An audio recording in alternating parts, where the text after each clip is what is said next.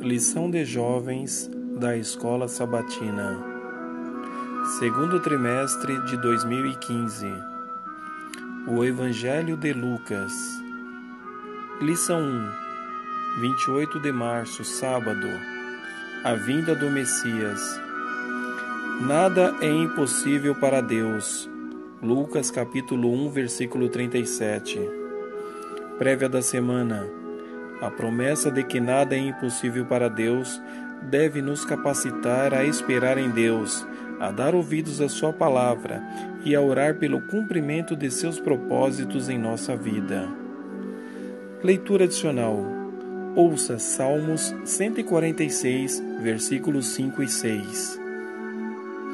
Bem-aventurado aquele que tem o Deus de Jacó por seu auxílio, cuja esperança está no Senhor seu Deus, que fez os céus e a terra, o mar e tudo o que neles há, e mantém para sempre a sua fidelidade.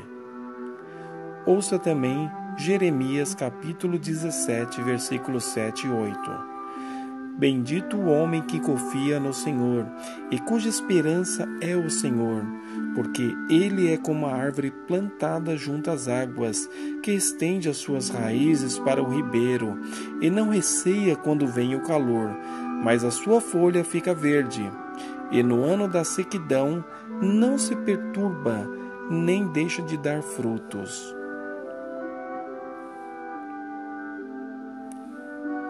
Domingo, 29 de março. Poder à nossa disposição. O mapa da maior fonte de poder do universo está em um par de óculos, gravado em uma de suas lentes.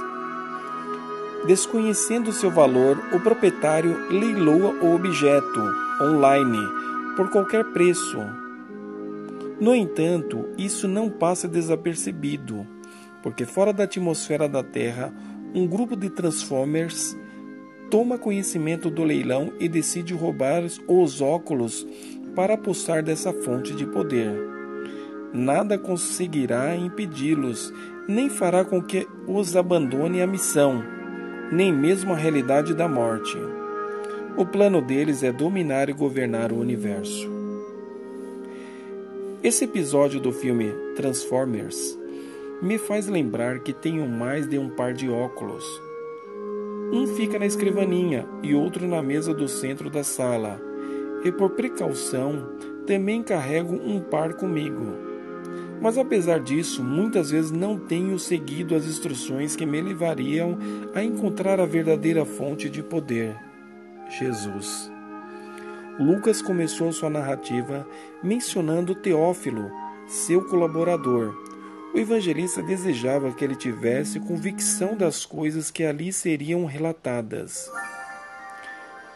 Muitos foram levados a compreender as Escrituras através da visão cultural, emocional ou mesmo intelectual, uma prática repetida em nossa geração.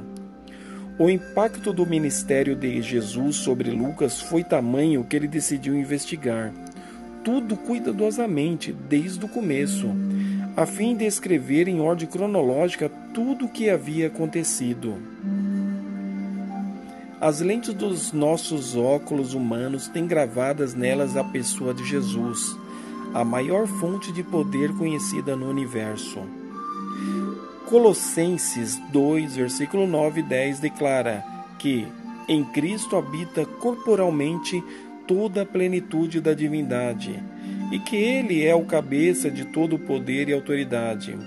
Ao contemplar isso, vejo que preciso passar mais tempo me apoderando do poder que reside em Cristo. Se fizéssemos isso, poderíamos transformar a nossa comunidade, poderíamos transformar o mundo, porque nos nasceu um Salvador, o Filho de Deus. Mãos à Bíblia. Os dois relatos podem ser considerados a origem e história da Igreja Cristã. Como o Evangelho de Lucas foi escrito, ouça Lucas capítulo 1, versículo 2, 3 e 2. E 2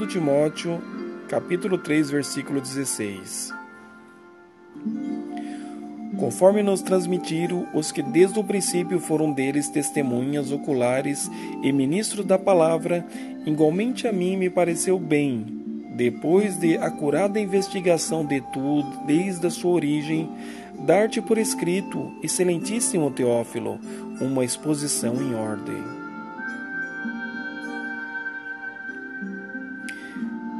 Toda a Escritura é inspirada por Deus e útil para ensino, para repreensão, para correção, para educação na justiça. Lucas teve contato com essas testemunhas e ministros. Segunda, 30 de março. O povo da esperança. O Deus do impossível. Após a entrada do pecado, Deus prometeu a Adão e Eva que ele restauraria o relacionamento interrompido pela má escolha deles. Tal restauração é impossível de ser realizada por nós. Então faz sentido que Deus ofereça a solução para esse problema. Afinal de contas, para ele nada é impossível. Isabel e Zacarias experimentaram uma impossibilidade em sua vida. Eles eram um casal honesto e dedicaram sua vida a Deus. No entanto, não tiveram filhos, mas Deus tinha um plano para eles. Ele abençoou esse casal com um filho que preparou o caminho para o Senhor.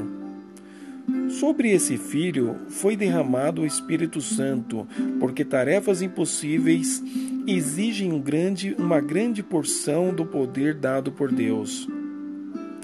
Às vezes esquecemos. É interessante que, apesar de Zacarias ser justo aos olhos de Deus, obedecendo de modo irrepreensível todos os mandamentos e preceitos do Senhor, ele duvidou da sua promessa. Após tudo que ele experimentou com Deus e de Deus, ainda questionou se o Senhor poderia dar um filho a ele e a sua esposa já idosa. Em vez de confiar no Deus do impossível, ele colocou o foco na situação impossível. Parece que isso também ocorre em nossa vida. Todos nós temos sido abençoados por Deus. Talvez muitos de nós já tenhamos testemunhado Deus fazer coisas impossíveis em nossa vida. Durante esses momentos, nós o louvamos e nossa fé parece ótima. Contudo, após algum tempo, tendemos a esquecer essas experiências maravilhosas e continuamos a duvidar de que o futuro ele possa realizar coisas impossíveis. Profecia cumprida. Imagine Maria e José segurando o bebê Jesus pela primeira vez. Imagine a alegria que sentiram ao saber que o Salvador tinha nascido naquele dia. Provavelmente, não compreenderam plenamente quem era aquele que eles ninavam em seus braços. Deus salvou nosso mundo caído por meio daquele pequeno bebê. Maria e José, sem dúvida, haviam escutado sobre a profecia do Messias vindouro.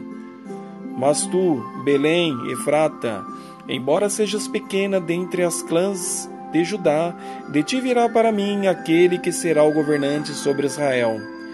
Suas origens estão no passado distante, em tempos antigos. Miqueias capítulo 5, versículo 2. Muito provavelmente haviam aguardado com ansiedade sua chegada, e talvez tivessem experimentado algumas das mesmas dúvidas que Zacarias sentiu quando o anjo lhe disse que ele teria um filho, apesar da idade avançada. Deus estava fazendo algo impossível, mas esse nascimento era apenas o início do plano divino da salvação. Espera fiel. Esperar é algo que ninguém gosta, porque existe uma grande dose de paciência. No entanto, em Lucas 2, aprendemos sobre Simeão, um homem que dedicou sua vida a esperar. A Bíblia nos diz em Lucas capítulo 2, versículo 25, que esse homem era justo e piedoso e que esperava a consolação de Israel. Simeão passou seus dias esperando o nascimento do Salvador. Seu único desejo era ver a salvação do Senhor. Após isso, poderia morrer em paz. Pense nisso. Estamos vivendo realmente como se estivéssemos esperando Jesus retornar? Ou estamos tão sobrecarregados pelos cuidados deste mundo que os assuntos espirituais se tornam secundários em nossas vidas? Simeão sabia o que era importante. Ele sabia que nada no mundo era mais importante do que esperar o Salvador. Assim que o Espírito Santo o levou ao templo, ele se regozijou, sabendo que poderia contemplar sua salvação. Simeão também destacou algumas verdades importantes ao abençoar Jesus. 1. A salvação só é possível por intermédio de Cristo. 2. A salvação é dádiva de Deus. 3. A salvação está disponível para todos. Essas mesmas verdades se aplicam a nós. Não mais estamos esperando o Messias, estamos aguardando a segunda vinda de Jesus. Nós também temos uma mensagem para todas as pessoas. Na verdade, essa mensagem é uma das crenças fundamentais da Igreja Adventista. Apocalipse capítulo 14, versículos 6 e 7 diz: Vi outro anjo que voava pelo céu e tinha na mão o evangelho eterno para proclamar aos que habitam na terra, a toda nação, tribo, língua e povo. E ele disse em alta voz: Temam, ó Deus, e glorifiquem-no, pois chegou a hora do seu juízo. Adorem aquele que fez os céus, a terra, o mar e as fontes das águas. Devemos compartilhar essa mensagem com todos, não importa quem eles sejam, porque Jesus ama a todos. Falar aos outros sobre o Salvador resulta em reconciliação entre Deus e a humanidade. Uma reconciliação que Deus prometeu em Gênesis capítulo 3, versículo 15. Sim, precisamos esperar que Jesus retorne, mas que tipo de pessoas estamos nos tornando enquanto aguardamos? Estamos nos tornando mais semelhantes ao Salvador ou ao mundo? Estamos revelando o amor de Jesus aos outros? Estamos amando mais os outros? Ao você refletir sobre o grande amor de Deus, considere o que você fará enquanto espera o retorno do seu Salvador. Ouça Lucas capítulo 1, versículos 5 a 22. Nos dias de Herodes, rei da Judéia, houve um sacerdote chamado Zacarias, do turno de Abias. Sua mulher era das filhas de Arão e se chamava Isabel. Ambos eram justos diante de Deus, vivendo irrepreensivelmente em todos os preceitos e mandamentos do Senhor. E não tinham filhos, porque Isabel era estéril, sendo eles avançados em dias. Ora, aconteceu que, exercendo ele diante de Deus o sacerdócio na ordem do seu turno, coube-lhe por sorte, segundo o costume sacerdotal, entrar no santuário do Senhor para queimar o incenso. E durante esse tempo toda a multidão do povo permanecia da parte de fora orando. E eis que lhe apareceu um anjo do Senhor em pé, à direita do altar do incenso. Vendo-o, Zacarias turbou-se e apoderou-se dele o temor. Disse-lhe, porém, o anjo: Zacarias, não temas, porque a tua oração foi ouvida. E Isabel, tua mulher, te dará à luz a um filho, a quem darás o nome de João. Em ti haverá prazer e alegria, e muitos se regozijarão com o seu nascimento, pois ele será grande diante do Senhor, não beberá vinho nem bebida forte, será cheio do Espírito Santo, já do ventre materno, e converterá muito dos filhos de Israel ao Senhor, seu Deus, e irá diante do Senhor no espírito e poder de Elias, para converter o coração dos pais aos filhos, converter os desobedientes à prudência dos justos, e habilitar para o Senhor um povo preparado. Então perguntou Zacarias ao anjo: Como saberei isto? Pois eu sou velho, e minha mulher avançada em dias. Respondeu-lhe o anjo: Eu sou Gabriel, que assisto diante de Deus, e fui enviado para falar-te e trazer-te estas boas novas. Todavia ficarás mudo e não poderás falar até o dia em que essas coisas venham a realizar-se, porquanto não acreditastes nas minhas palavras, as quais a seu tempo se cumprirão. O povo estava esperando a Zacarias e admirava-se de tanto se demorasse no santuário. Mas saindo ele não lhes podia falar. Então entenderam que tiveram uma visão do santuário, e expressava-se por acenos e permanecia mudo. Embora seja dito que Zacarias andava irrepreensivelmente, sua falta de fé no anúncio do anjo motivou uma repreensão. Como isso nos ajuda a compreender o significado da palavra irrepreensível, quando aplicada a um crente em Jesus? O milagre de João teve um propósito decisivo no trato de Deus para com seu povo. João apareceu nessa história com uma mensagem específica. Ele deveria ser o precursor do Messias. Pense nisto. Porque é tão difícil nos concentrarmos na volta de nosso Salvador, mesmo sabendo que ela está tão próxima? Terça, 31 de março. O tempo certo. A vinda do Messias foi anunciada primeiramente na Judéia, no Templo de Jerusalém. Foi predito a Zacarias o nascimento do precursor, enquanto aquele ministrava perante o altar. Nas montanhas de Belém, os anjos proclamaram o nascimento de Jesus. Os magos foram a Jerusalém em busca dele. Simeão e Ana testificaram de sua divindade no templo. Jerusalém e toda a Judéia ouviram a pregação de João Batista. E os emissários do Sinédrio, juntamente com a multidão, escutaram seu testemunho quanto a Jesus. Na Judéia, Cristo recebera os primeiros discípulos. Ali tivera lugar grande parte do princípio de seu ministério inicial. A irradiação de sua divindade na purificação do templo, seus milagres de cura e as lições da verdade divina que lhe caíram dos lábios, tudo proclamava aquilo que depois da cura de Betesda, ele havia declarado perante o Sinédrio, sua filiação do Eterno. Vindo a plenitude dos tempos, Deus enviou seu Filho. A providência havia dirigido os movimentos das nações e a onda do impulso e influência dos humanos até que o mundo se achasse maduro para a vinda do Libertador. As nações estavam unidas sob o mesmo governo. Falava-se vastamente uma língua, a qual era por toda parte conhecida como a língua da literatura. De todas as terras, os judeus da dispersão se reuniam em Jerusalém para festas anuais. Ao voltarem para os lugares de sua peregrinação, podia espalhar por todo o mundo as novas da vinda do Messias. Por essa época, os sistemas pagãos iam perdendo domínio sobre o povo. Os homens estavam cansados de aparências e fábulas. Ansiavam uma religião capaz de satisfazer a alma. Conquanto a luz da verdade parecesse afastada dos homens, havia almas ansiosas de luz, cheias de perplexidade e dor. Tinha sede de conhecimento do Deus vivo e da certeza de uma vida para além da morte. Deus, o Pai, enviou seu Filho à terra no tempo certo, a fim de nos salvar.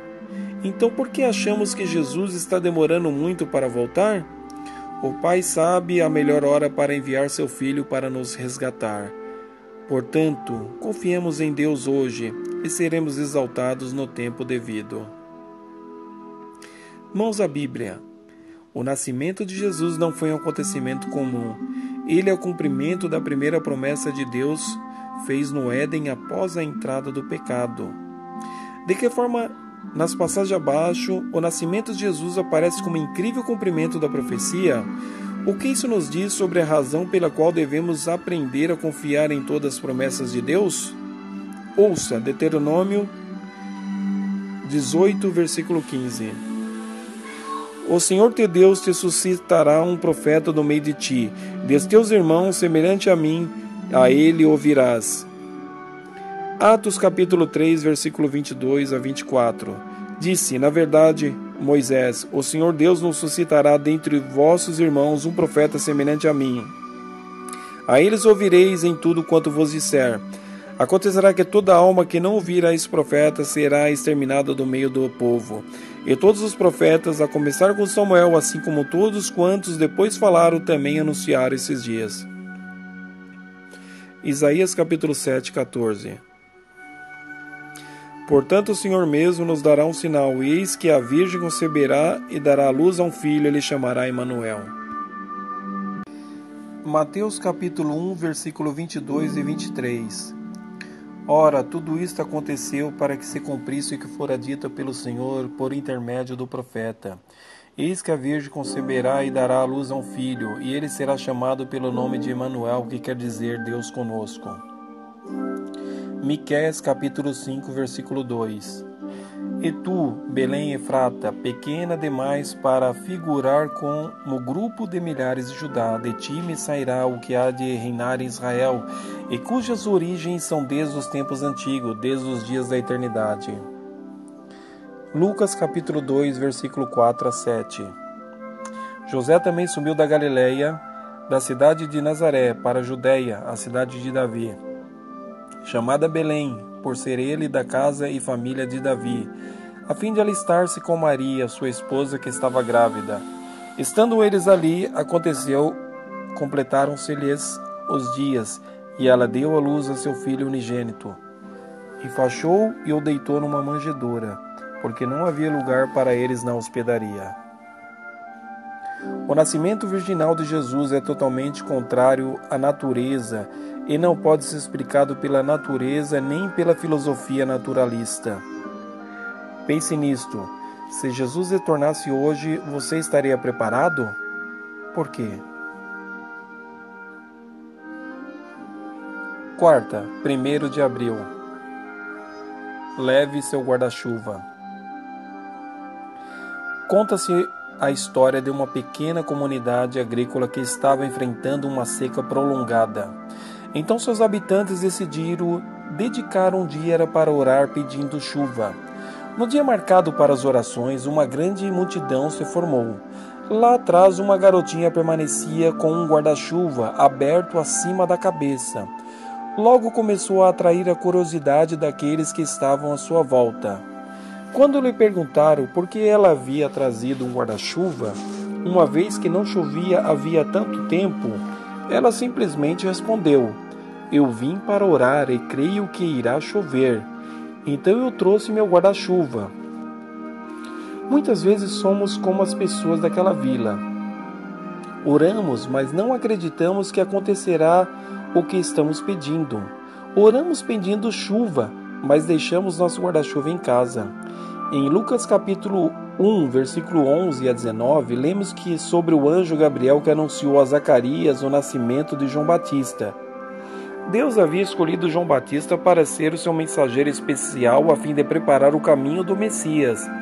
Zacarias e Isabel foram os instrumentos escolhidos por Deus para moldar o caráter da criança.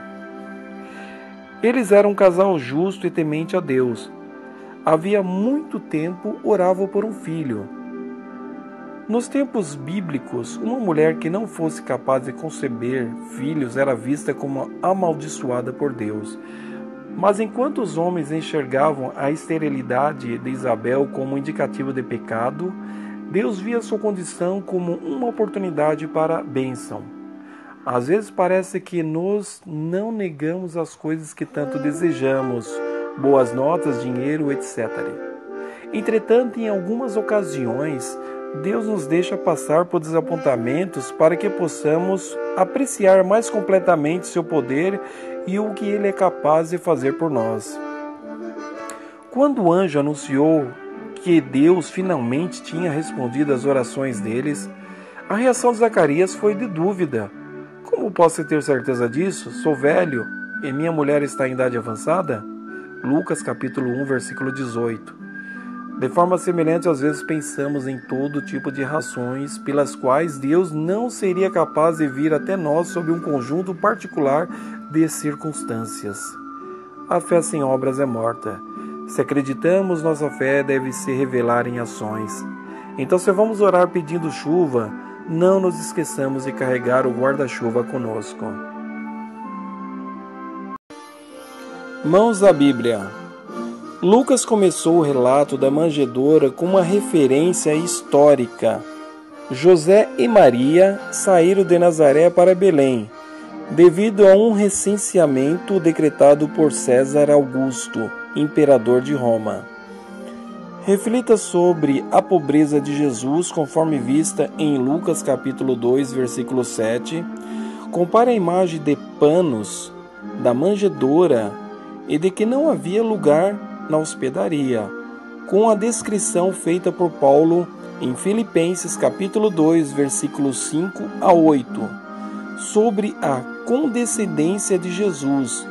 Que tipo de estrada Jesus teve de palmilhar por nós? A história das circunstâncias pobres em que o Senhor do Céu se encarnou continua com os primeiros visitantes que foram à manjedoura, os pastores. Quinta-feira, 2 de abril. Meu tipo de pessoa.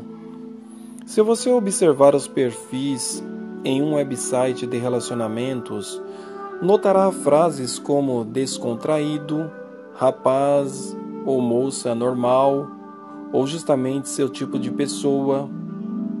Gostamos de estar perto de tais tipos, porque nos deixam confortáveis e fácil a comunicação com eles. Deus nos conhece e também aprecia isso. A lição dessa semana é sobre a primeira vinda de Jesus. Para mim, algo que se destaca é como Deus usou pessoas comuns para realizar sua obra de preparar o mundo para esse evento. Sacerdotes, uma mulher estéril, uma virgem, um carpinteiro e um pregador itinerante foram alguns. Eram pessoas comuns, fazendo coisas extraordinárias para Deus. Você pode estar pensando: uau, que loucura! Gostaria que Deus pudesse me usar assim, mas Ele pode, se você permitir. É tão fácil como contar 1, 2, 3. Familiarize-se com suas fraquezas. O apóstolo Paulo descreveu sua experiência, a qual muito pode nos ajudar na jornada cristã. Ele falou sobre um espinho na carne, permitido por Deus para que o incomodasse. Paulo precisou conviver com essa fraqueza a fim de manter sua dependência de Deus. Familiarize-se com a força de Cristo. A beleza desse fato é que Paulo reconheceu o quanto era fraco e admitiu que o poder divino se aperfeiçoava na fraqueza. Em 2 Coríntios capítulo 4, versículo 7, mencionou que o poder do Evangelho é como tesouro em vasos de barro. Jesus é nossa fonte de força. Precisamos do seu poder pela presença do Espírito Santo, independente de nossa posição na vida. Torne-se disponível. Essa é uma área do qual tenho lutado. Oro constantemente para que o Senhor me faça disposto a seguir sua vontade. Se nos tornamos disponíveis, sua força nos susterá. Mãos à Bíblia. Embora estivesse escrevendo para os gentios, Lucas estava ciente da importância da herança judaica transmitida por meio do Antigo Testamento.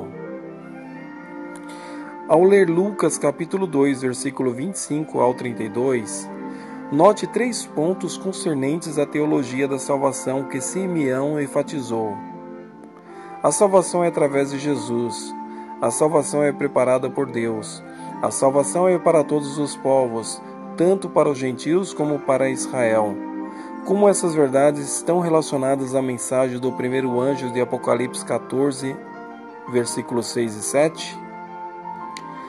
A profecia de Simeão também predisse 2 aspectos significativos do ministério de Jesus. Primeiro, Cristo estava destinado tanto para a ruína como para o levantamento de muitos em Israel. Lucas capítulo 2, versículo 34. Segundo Simeão, profetizou para Maria: uma espada transpassará a tua própria alma. Lucas capítulo 2, 35. A referência foi, sem dúvida, a cruz.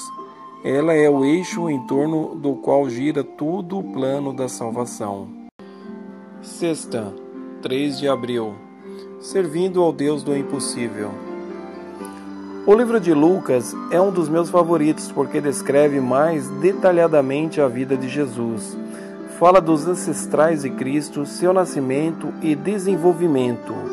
Lucas era médico e, ao ler suas palavras, sinto que ele estava descrevendo todo o detalhe de Jesus como se ele fosse um médico da família do Salvador. Outro ponto que me impressiona é a fidelidade de Lucas.